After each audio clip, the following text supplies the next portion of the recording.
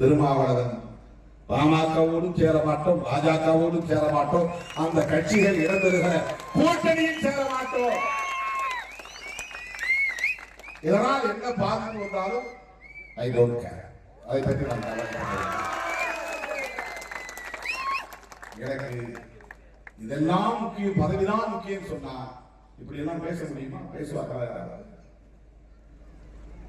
புதிதாக கட்சி தொடங்கி இருக்கிற நடிகர் நண்பர் விஜய் அவர்கள் கூட புத்தக வெளியீட்டு விழாவுக்கு வரும்படி அழைப்பு விடுத்த போது விகடன் இதழின் சார்பில் அது ஒரு தவறான யூகத்தை கொடுத்து விடக்கூடாது,